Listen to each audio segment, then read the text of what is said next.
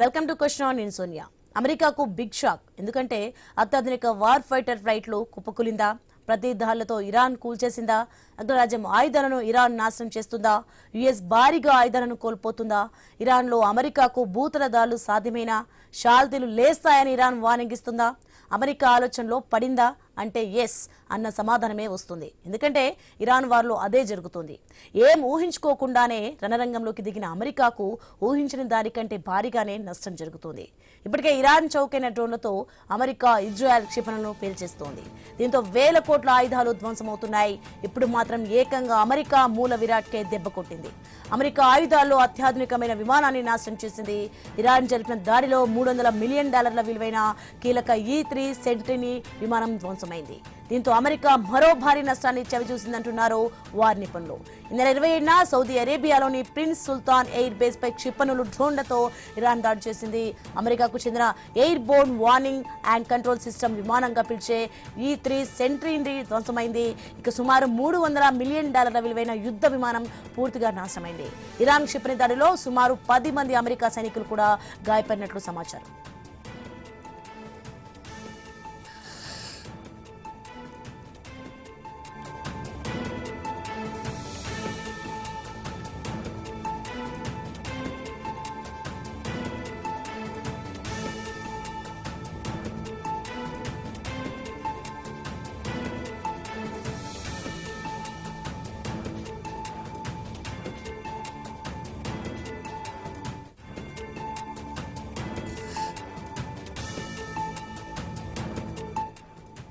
ఇక ఈ దాడి అమెరికాకు భారీ షాక్ అనే చెప్పాలి. ఎందుకంటే వార్ చేయడంలో తోపునంటూ విర్రవీగుతున్న అగ్రరాజ్యం తోకలు కట్ చేస్తోంది ఇరాన్.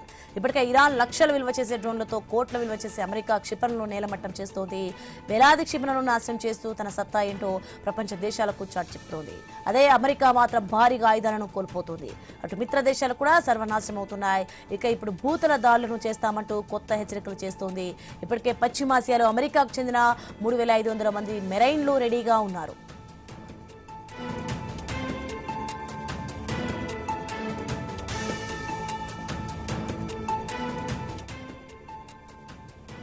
అయితే ఇరాన్ మాత్రం గట్టి వార్నింగ్ ఇచ్చింది. ఇరాన్ గడ్డపై అడుగు పెట్టి చూడండి, మా ప్రతాపం ఏంటో చూపిస్తామని యాడ్ చేసి అమెరికాకు గట్టి కౌంటర్ ఇచ్చింది.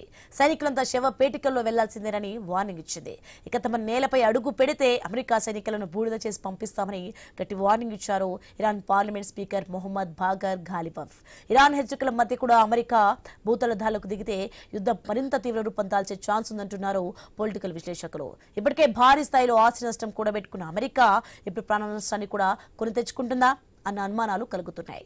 భూతల దాడులు ఎటువైపు దారితీస్తాయి? అమెరికా సైనికుల కోసం టెహ్రాన్ ఎదురు చూస్తుందా?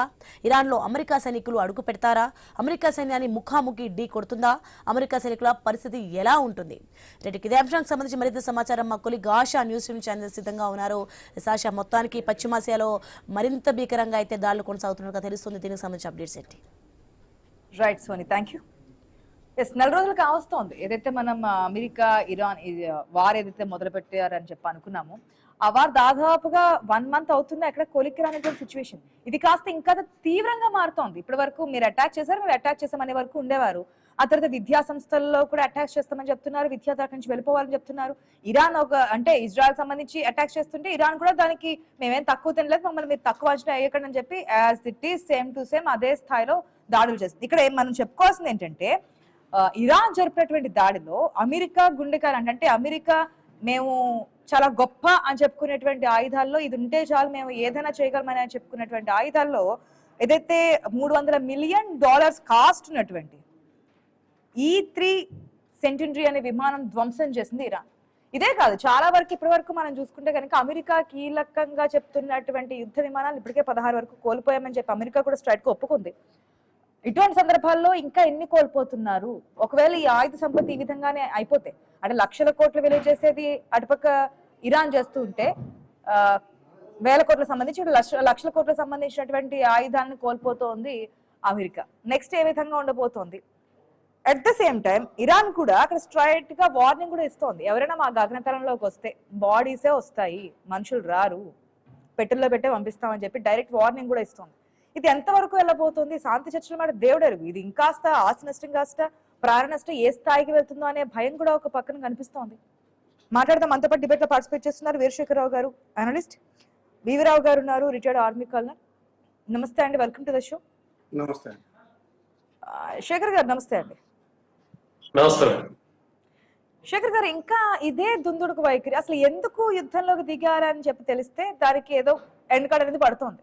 మనం గతంలో చెప్పుకున్నట్టుగా ఆపరేషన్ సింధూర్ సంబంధించి మన ఎయిమ్ ఏంటి, ఇక్కడికి వచ్చి మన వాళ్ళని చంపేస్తారు, అక్కడ ఏదైతే వాళ్ళు ఉన్నారో అక్కడ మన ఏం ఉండాలి, వాటిని గురి చూసి కొట్టాలనుకున్నాము, అదే విధంగా టెర్రరిస్టుల స్థావరాల మీద గురి చూసాము, ఏం చేసాం, వచ్చేసాం, అక్కడతో ఆగింది. సో యుద్ధానికి సంబంధించి వెళ్ళడమే కాదు, ఎక్కడ ఆపాలని చెప్పి తెలిసినప్పుడు దానికి ఒక ఎండ్ కార్డ్ పడుతుంది. ఇక్కడ అదేం లేదు, తలా తోక లేకుండా వెళ్ళారు, వెళ్ళినట్టునే ఇజ్రాయెల్ అక్కడ ఖమేనీని చంపేశారు, చంపేసిన తర్వాత హార్ముజ్ జల్స్ అందరినీ క్లోజ్ చేస్తామని చెప్పి ఇరాన్ చెప్పింది. ఇరాన్ ఇన్ని రోజులు వార్ చేస్తుంది, నిలబడుతుందనే విషయం అమెరికా కూడా ఊహించలేదు, ఇంత గట్టిగా ప్రతిఘటిస్తుంది కూడా అనుకోలేదు. ఇప్పుడు ఏకంగా మా గుండెకాయ మొత్తం కళ్ళు చెవులదే గగనతలంలోకి వెళ్తే ఎంత దూరాన్నైనా మేము విస్తరిస్తాం, ఎంత దూరంలో ఉన్నటువంటి వారినైనా మేము అటాక్ చేస్తామని చెప్తున్నటువంటి ఈతే సెంట్రీని ఇప్పుడు కూల్ చేసింది ఇరాన్. సో ఒక రకంగా చెప్పాలంటే అమెరికా దగ్గర శక్తి తక్కువగా ఉందా, ఆయుధాలు ఈ స్థాయిలో ఉన్నాయా అనేది కూడా ప్రపంచ దేశాలన్నిటికీ తెలుస్తుంది. ఒక రకంగా ఏంటంటే తగ్గిపోతుంది శక్తి. ఎట్లా చూడొచ్చు అంటారు? ఇది భారతదేశంతో పోల్చుకోవటం అనేది కాదు, కానీ మన యుద్ధం వేరు. మనకి జరిగిన నష్టానికి మనం ప్రతీకారం తీర్చుకోవడం కోసం కూడా ఎక్కువగా దాన్ని ఎక్కువ నష్టం చేయకుండా, ఎక్కువగా ప్రాపగాండా లేకుండా సింగిల్ షాట్ లో యుద్ధం ముగించే పని మోడీ గారు చేసింది. అది ప్రపంచ దేశాలన్నిటి కూడా ఆచరించదగ్గ యుద్ధ వ్యూహం అని చెప్తుంది. ఇక్కడ ఒక పక్క రష్యా వారు చూసి కూడా, రష్యా ఎలా చేస్తుంది, సంవత్సరం నుంచి యుద్ధం చేస్తున్నా కూడా తన ఆధిపత్యాన్ని నిరూపించుకోలేని పరిస్థితుల్లో, ప్రపంచంలో ఏ దేశాన్ని ఎవరు నియంత్రించలేరు, ఎవరిని ఎవరు పూర్తి స్థాయి యుద్ధంలో ఎవరో దిగలేదు. ఇది ప్రత్యక్ష యుద్ధం కావడానికి అమెరికాకి ఇరాన్కి పూర్తి స్థాయి విభేదాలు, పూర్తి స్థాయి యుద్ధం చేసే పరిస్థితి లేదు. నువ్వు ఇజ్రాయెల్ అడ్డం పెట్టుకుని, లేకపోతే ప్రపంచానికి ఈ ఏదో ఆయిల్ తక్కువ ధరకి ఇస్తూ వాళ్ళ దగ్గర నుంచి వాళ్ళు పెట్టిన రిస్ట్రిక్షన్స్ ని బయటపడేసి ప్రపంచం మొత్తాన్ని ఇరాన్ నుంచి రక్షణ కల్పిస్తామని ఏదో మభ్యపెట్టే ధోరణితో వాళ్ళ యొక్క గతంలో వాళ్ళు చేసిన, అమెరికా చేసిన దాడుల్లో, మిగిలిన దేశాల మీద వాళ్ళు చేసిన దాడుల్లో దాని పరిస్థితి వాళ్ళ యొక్క సహజ వనరులను దోచుకునే ఉద్దేశం, ఇలాంటి లేకపోతే తన యొక్క ఆయుధ సంపత్తిని ఇతర దేశాలకు అమ్ముకోవాలంటే తన దగ్గర ఇంత ఆయుధ సంపత్తి ఉందని చూపించుకునే పక్షం. అట్లాగే ఆధిపత్య ధోరణి, తన ఆధిపత్యం, తన ఎలా పరిస్థితి ఎలా ఉంటుంది, తను యుద్ధం చేస్తే ఎలా ఉంటుందని ప్రపంచానికి చూపించాలనే ఉద్దేశంతో, ఒక మితిమీరిన విశ్వాసంతో అమెరికా కన్నా అమెరికా అధ్యక్షుడు ఈ విషయంలో పూర్తి స్థాయి దుందుడుకు స్వభావంతో ముందుకెళ్ళినట్లు మనకు తెలుస్తా ఉంది. ఇక్కడ ఇరాన్ పరిస్థితి చూసుకుంటే చావో రేవో తెలుసుకోవాల్సిన విషయం. తన దేశానికి కావాల్సిన నిధుల్ని, తనకు రావాల్సిన వాటాని ఇందులో ముందుగా తన దేశం మొత్తం, తన దేశానికి, తన దేశ ప్రజలకు చూయించుకోవాలి. అట్లాగే తనపై ఎవరైనా దాడి చేసిన, తనపైన ఏ దేశాలు ఎన్ని కుముక్కాయి వచ్చినా తను యుద్ధం చేయాల్సిన పరిస్థితి అనివార్యం. కాబట్టి తను ప్లాన్డ్ గా డైరెక్ట్ గా అమెరికా మీద యుద్ధం చేయకుండా, అమెరికా స్థావరాలు ఎక్కడైతే ఉన్నాయి, ఎక్కడి నుంచి అయితే తమని ఎదుర్కోవటానికి వాళ్ళు ఆయుధ సంపత్తిని ఏ దేశాల్లో అయితే గల్ఫ్ కంట్రీస్ లో పెట్టారో వాటిని ధ్వంసం చేస్తూ వాళ్ళని ఆధునికమైన గెరిల్లా యుద్ధం ప్రపంచంలో గతంలో చూసాం.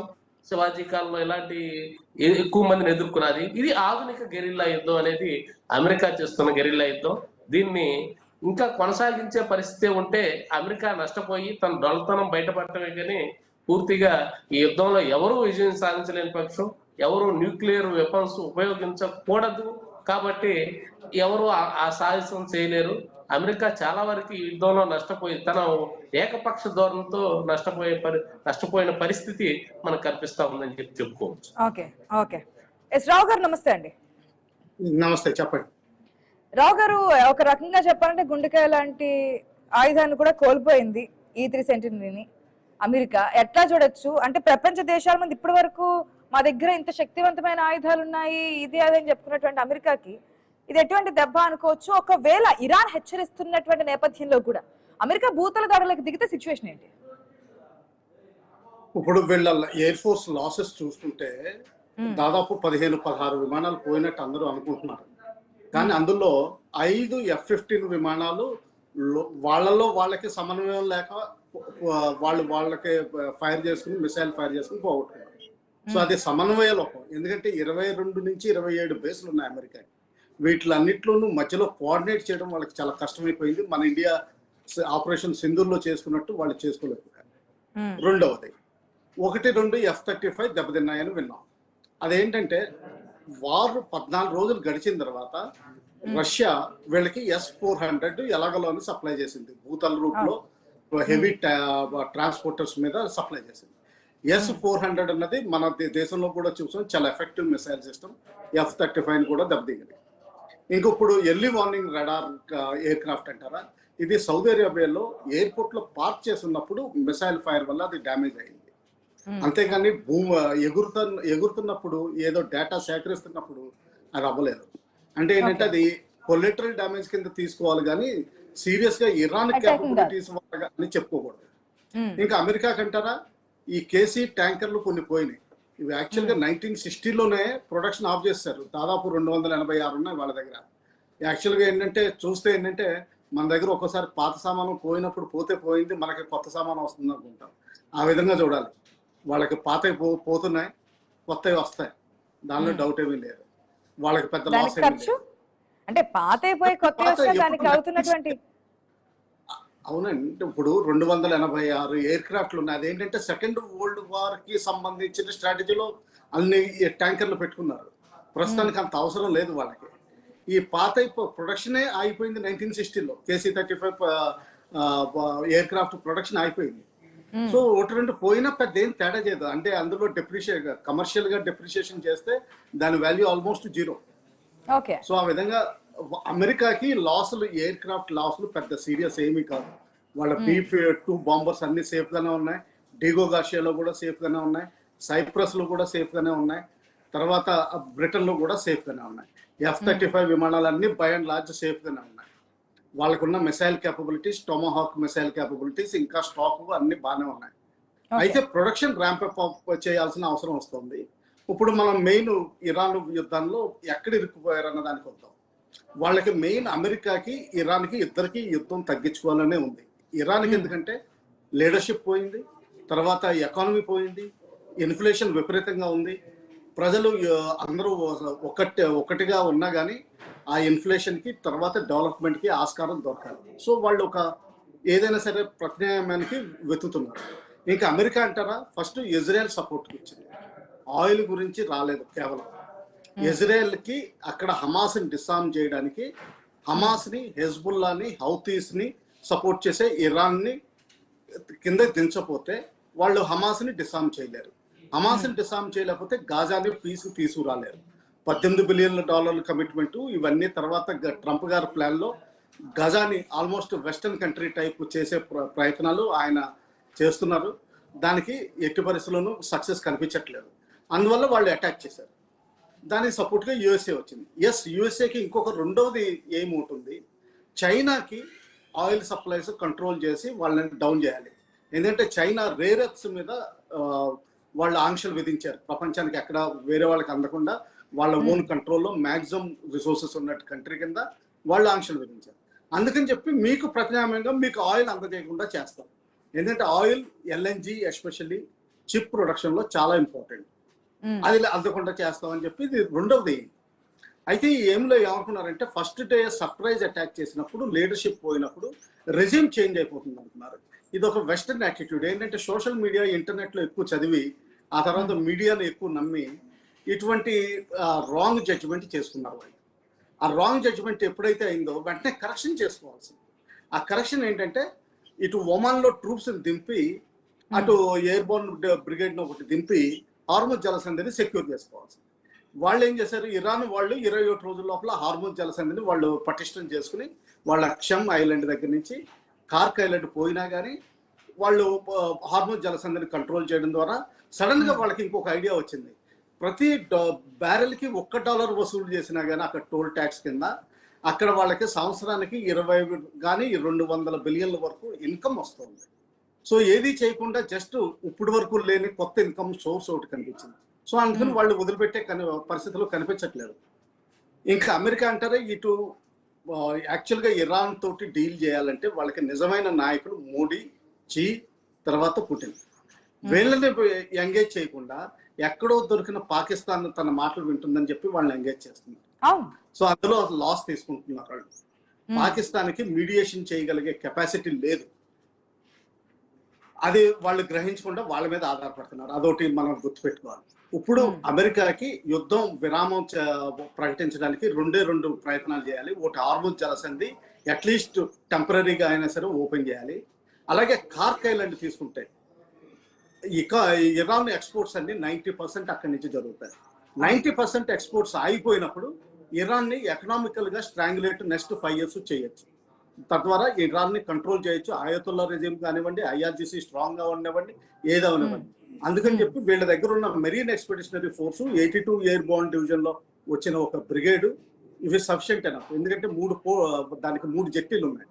ఆ 3 జెట్టీలు క్యాప్చర్ చేస్తే దాదాపు కార్క్ ఐలాండ్ కంట్రోల్లోకి వచ్చేసినట్టే 99%. ఉన్న ఏదో IRGC రెమినెంట్స్ అన్ని వెనక్కి వెళ్ళిపోతారు, లేకపోతే అక్కడ చనిపోవడం జరుగుతుంది. సో కార్క్ ఐలాండ్ తీసుకున్న తర్వాత ఎకనామిక్ స్ట్రాంగులేషన్ చేయగలరు. కానీ కార్క్ ఐలాండ్ తీసుకున్న తర్వాత హార్ముజ్ జలసంధి కూడా కొంతవరకు కంట్రోల్ చేయాల్సి ఉంటుంది.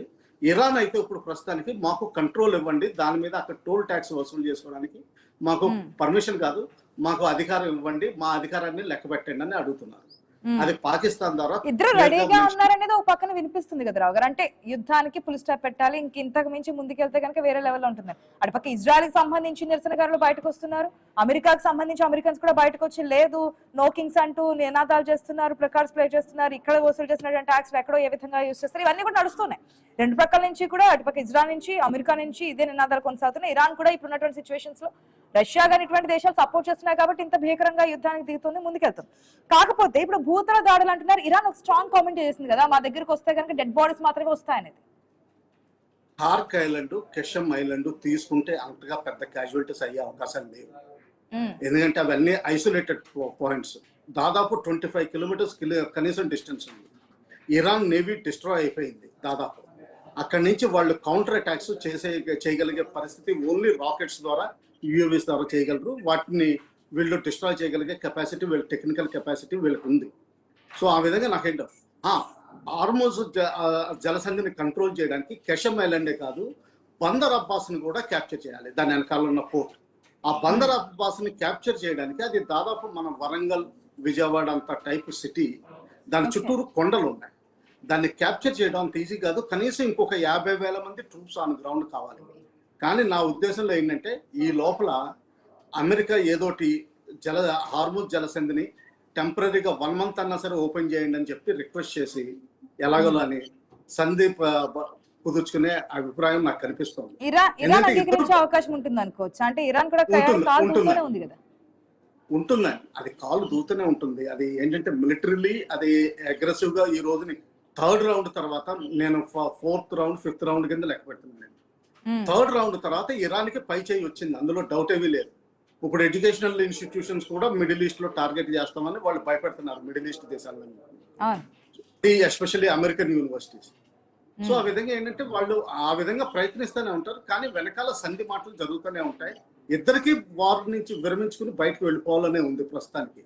ఖర్చుల గురించి కానివ్వండి, తర్వాత ఎకనామిక్ డెవలప్మెంట్ కానివ్వండి, తర్వాత ఇంటర్నేషనల్ ప్రెషర్ కానివ్వండి, ఏదైనా సరే. అది నా అభిప్రాయం. కార్క్ ఐలాండ్ తీసుకున్న తర్వాత ఇరాన్ ని economically strangulate next decade 2 decades చేయొచ్చు, పాసిబుల్. హార్ముజ్ జలసంధి పార్షియల్లీ ఓపెన్ చేసినా కానీ, 1 నెల రోజులు ఓపెన్ చేసినా కానీ అమెరికా వెనక్కి వెళ్ళిపోయే అవకాశాలు నాకు చాలా కనిపిస్తున్నాయి. ఒకవేళ ఫోర్సుబుల్ గా తీసుకోవాలి అనుకుంటే కెషమ్ ఐలాండ్ తీసుకోవచ్చు. వాళ్ళు తీసుకుని హార్ముజ్ జలసంధిని నేవీ పెట్రోలింగ్ ద్వారా ఓపెన్ చేసే అవకాశాలు కనిపిస్తున్నాయి. దాదాపు 1 వారం రోజుల లోపల ఇదంతా సమసిపోయే అవకాశాలు నాకు ఎక్కువ కనిపిస్తున్నాయి.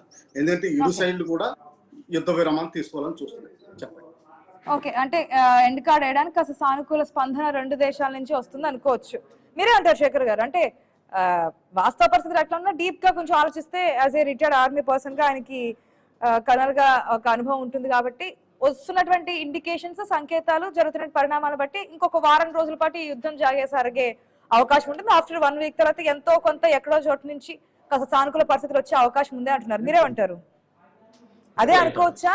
అదే జరగాలని కోరుకుందాం. ఇన్ కేసు అట్లా జరగకపోతే ఇప్పటి వరకు ఆస్తి నష్టం గురించి మాట్లాడుకున్నా, రేపు ప్రాణ నష్టం ఇంకా పెరిగే అవకాశం ఉందనేది కూడా వినిపిస్తోంది. అట్లా జరిగే ఛాన్సెస్ ఏమైనా ఉన్నాయనుకోవచ్చా?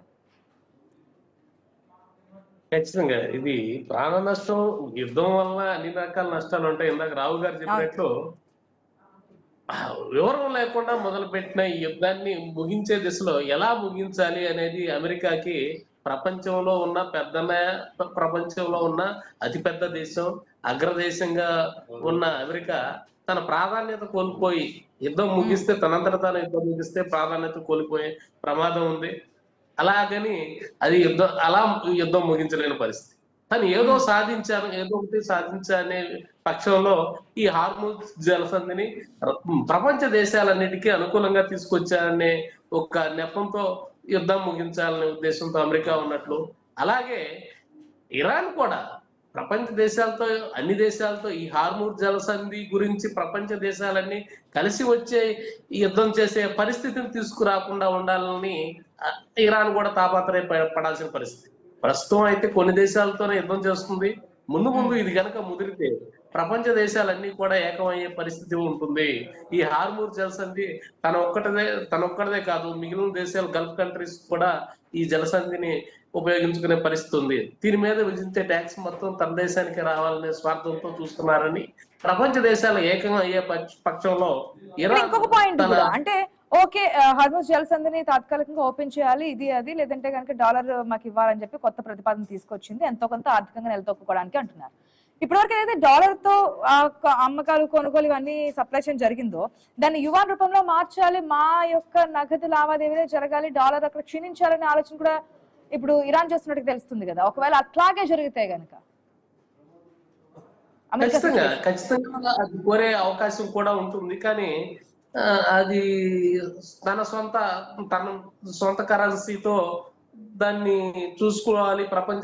దీనివల్ల అమెరికా లాంటి దేశాలు, డాలర్లతో అమెరికా లాంటి దేశాలు లబ్ధి పొందే, ప్రత్యక్షంగా కాకుండా పరోక్షంగా లబ్ధి పొందే అవకాశాన్ని వీళ్ళు, అది కూడా యుద్ధంలో గెలుపు కావచ్చు, దానికోసం కూడా వీళ్ళు డిమాండ్ చేసే అవకాశం ఉంటుంది అని చెప్పి మనం అనుకోవచ్చు.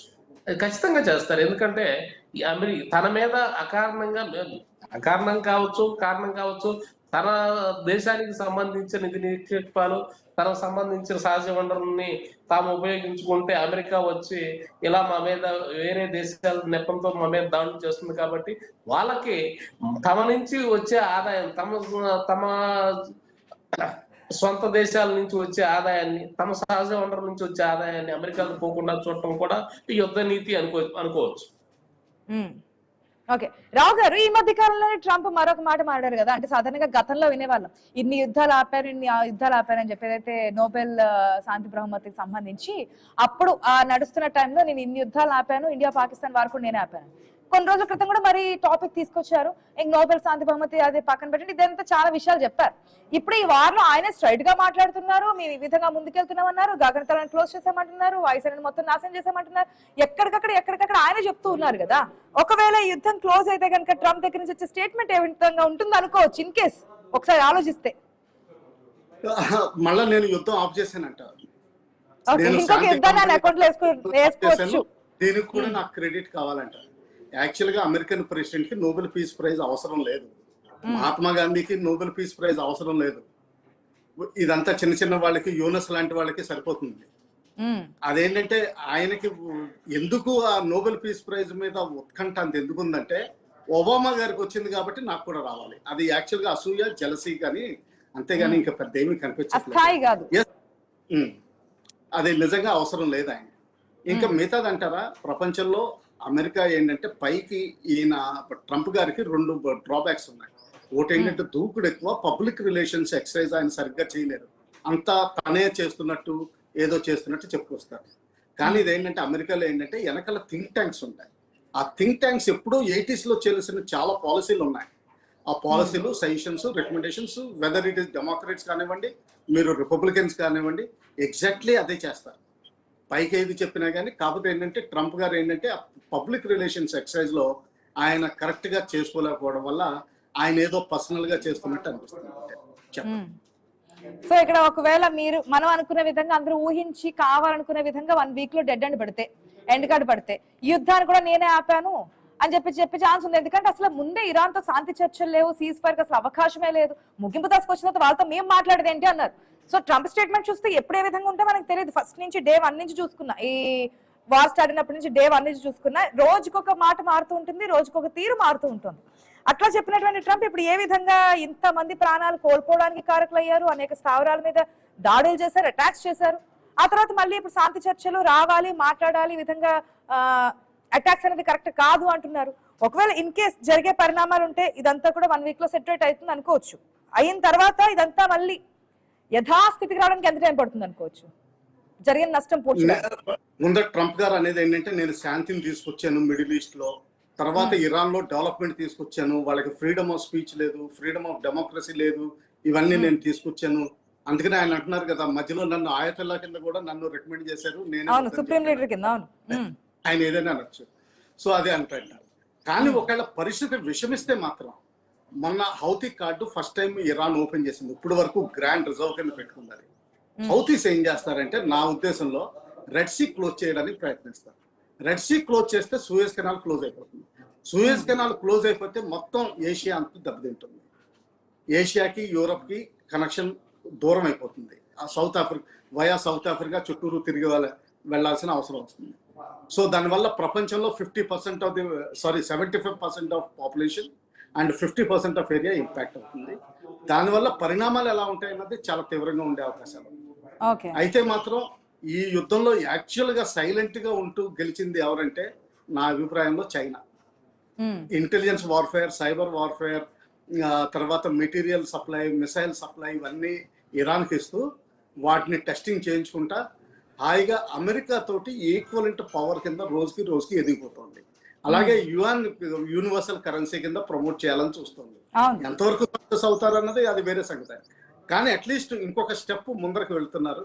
దీని తర్వాత ఇంకోటి ఏదైనా స్టెప్ వస్తే దానిలో ఇంకో పై చేయగలిగే యువాన్ని తీసుకొచ్చిన తర్వాత కూడా కొంచెం ట్రంప్ గుండెల్లో గుబులు మొదలైంది అంటున్నారు. ఎందుకంటే ఒకవేళ ఇన్ కేస్ ఏదైనా పరిస్థితులు చేంజ్ అదే కనుక జరిగితే నగదు లావాదేవీల్లో డాలర్ కి సంబంధించినటువంటి బలం తగ్గుతుంది కదా, అప్పుడు ఇంకా పరిస్థితులు బలహీనపడే అవకాశం ఉంటుంది. సో ఇవి కూడా ఒక వెనక వేయడానికి ఛాన్స్ ఇన్ కేస్ ఏదైనా కావచ్చు. మీరు చెప్పిన విధంగా 1 వీక్ లో వార్ అనేది డెడ్ ఎండ్ అవ్వాలి, ఇంకా క్లోజ్ అవ్వాలి, ఎండ్ కార్డ్ వేయాలని చెప్పి కోరుకుందాం. ఇంతకు మించి నష్టం జరగకుండా ప్రపంచ దేశాలు ఇప్పటికే ఆర్థికంగా ఏ విధంగా నష్టపోయిందో మనం చూస్తున్నాం, ఏ విధంగా అల్లాడిపోతున్నారో చూస్తున్నాం. కాబట్టి ఇప్పటికైనా సరే రెండు పక్కల నుంచి, అటుపక్క ఇరాన్ దగ్గర నుంచి ఇజ్రాయెల్, అమెరికా 3 పక్కల నుంచి కూడా సానుకూలంగా స్పందన వచ్చి శాంతి చర్చలు జరిగి ముందుకెళ్ళాలని కోరుకుందామండి.